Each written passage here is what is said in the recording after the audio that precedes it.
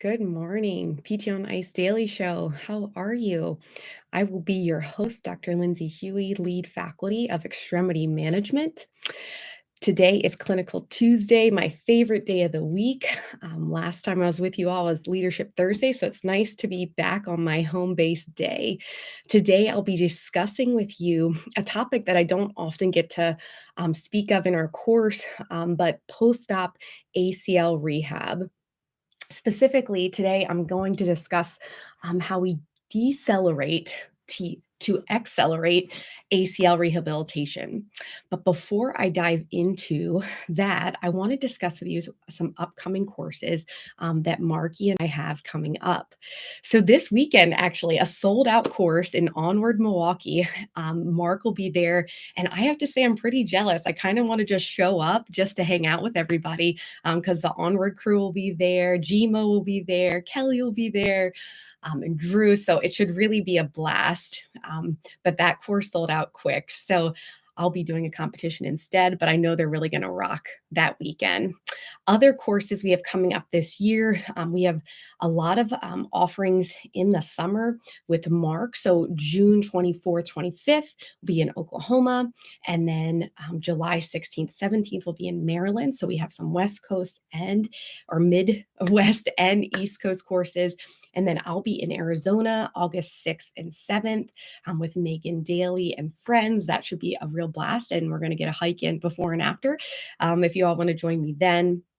And then August 20th, 21st, Mark will be in Louisiana. And then I'll be in California September 10th and 11th.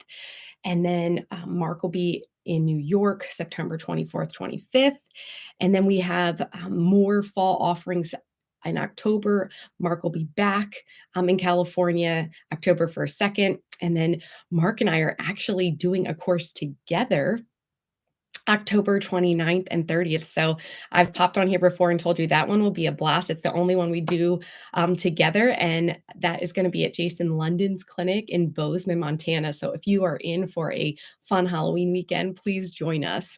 And by the way, that Louisiana course, I will be doing that one August 2021st, and then Mark's doing Louisiana again October 15th, 16th. So I misspoke there. But check us out on ptonice.com.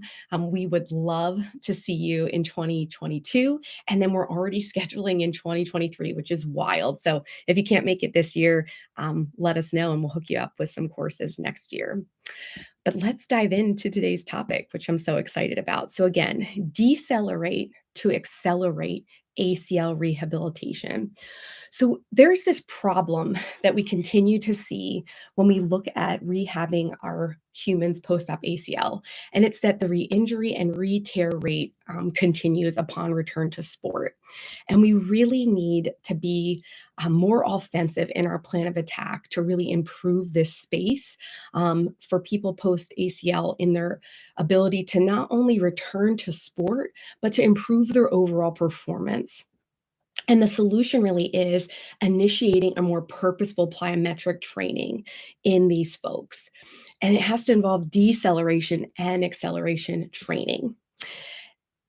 Buckthorpe and Della Villa, out of the International Journal of Sports Medicine, came up with a 4-stage plan for plyometric training. And it's a really detailed, great article, again, out of the International Journal of Sports Medicine. It's PhD and MD talking all things plyometrics and then the importance of these in ACL rehabilitation. So if you want to dive in further on what I'm talking about today, please check out this article, and I can always post the citation at the end today. But before I dive into that 4-step plan that Buckthorpe and De La Villa propose, I want us to really appreciate the problem we are facing just a tiny bit more, and then understand why plyometrics are the solution here. So 1 in 3 people will get re-injured in that first 1 to 2 years after ACL reconstruction. That's pretty significant. And what the literature cites as reasons for this are it could be because of knee extensor deficits that are continuing, rate of force development is still lacking, that difficulty for the human in closed kinetic chain environments to give proper strength and power output, specifically when moving into knee flexion. in that closed kinetic chain environment. And then some movement asymmetries that we see commonly in that involved limb compared to the uninvolved is we tend to see the following movement asymmetry. So a more upright and stiff posture in the trunk, which makes a more quadriceps dominant load, which then that increases that higher knee extensor moment arm. We also see altered transverse plane and frontal plane kinematics. So think hip and knee adduction and then tibial rotation. This all increases knee and ACL loading. So these are some common patterns that we'll see in those people post ACL. And so if we see these common problems in the literature kind of over and over again, no matter what ACL literature you're pulling, why aren't we planning to attack this more offensively? We need offensive medicine in this space, and it needs to be more than hop testing prior to DC. And I'll say that's what commonly happens, especially when you're working in larger hospital settings and you're tied to insurance limitations. It's at that 12-week mark, right? Athlete wants to return to sport. You did the hop testing, doctor gives the clearance, and we DC PT services, right? But I really think this is where we can do better. And we see when you look at the literature that there is, in fact, a low percentage of return to sport plyometric training done when we look at the overall body.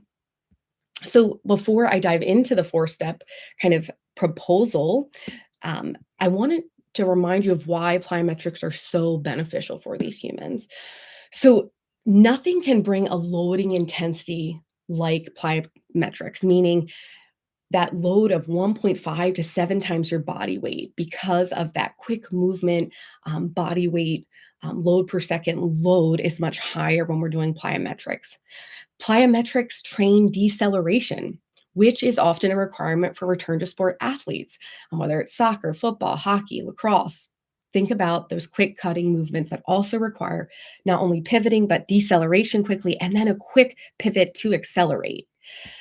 During the eccentric phase of a plyometric task, the athlete needs to decelerate their center of mass prior to producing force and power ballistically. So plyometrics, again, train this demand. Think training like land and jump and leaving the ground as quick as possible is something we might do in the clinic. Plyometrics demand movement complexity, right? They demand intensity, focus, and whole kinematic neuromuscular control. So of not only the trunk, but the hip, the knee, and the ankle and foot. So it's that whole lower kinematic chain demand. And then plyometrics demand joint loading in all planes, sagittal, frontal, and transverse. And so plyometric training benefits will address all those common problems that I listed previously that predisposed the ACL to re-injury, excessive stress, and re-tears. Appreciate as I dive into these 4 stages of plyometric training proposal that there is a most basic safety requirement, right? Before you start plyometrics, right? This isn't something we're doing the first week or that first month even, right? It's usually between that 10 and 14-week mark after reconstruction that we're starting to initiate plyometrics. So these other basic requirements that we need are that we also need to strength at a minimum to be within 20% of that trained contralateral limb. Pain on an NPRS scale needs to be less than 2. We shouldn't be loading into pain, and there should be no edema when you look at a fusion testing. It should be less than trace, or looking at that stroke test, right, where you sweep inferior to superior. There shouldn't be a bubble that returns a fluid. So these are basic things that can't be on the table, right? You can't have swelling, you can't have pain, and then you have to have a certain amount of strength before you start plyometric. So appreciate that there's a starting level here. As I outline this, you'll see that each stage has its own strength requirement criteria in order to enter into the next stage. So if we're going to do this well, we're going to play offensive medicine in caring for our ACL reconstructions. Then we have to follow those parameters. So really be keying in on what those are. So Buckthorpe and Della Villa proposed the following, and this is a very abridged version of their awesome and inclusive summary clinical commentary that provided, and they have this great chart summary as well. But here are the big basics and overview. Stage 1 of the program. So I listed that basics in regards to strength, that less than 20% discrepancy compared to that other limb, and then less than 2 out of 10 on MPRS. Again, this is in between weeks 10 to 14.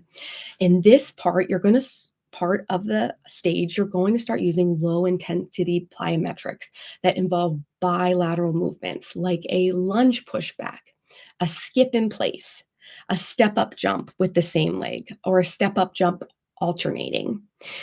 This human, before starting these, needs to have a good body weight squat and noted good kinematic control before you'll start those type of movements. Moving into stage 2, this is where we're going to start increasing bilateral load power and speed, where you start working on running kinematics and then start beginning unilateral training. But you'll start first in a linear fashion and then increasing intensity.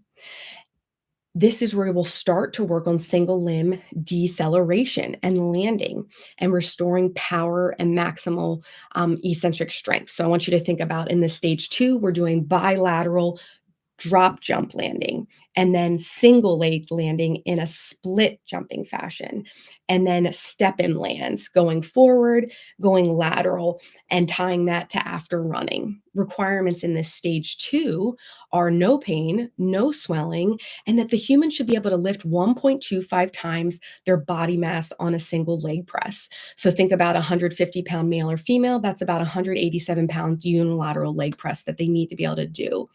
That knee extensor limb index has to be greater than 80% compared to that uninvolved side. If that's all on at the table, they are successfully doing those stage 2 movements that I listed. Again, we've moved out of week 10 to 14. Now we're into 15 to 18 here. How you'll move into stage 3, which is more like week 19 to 22, so 5 to 6 months-ish.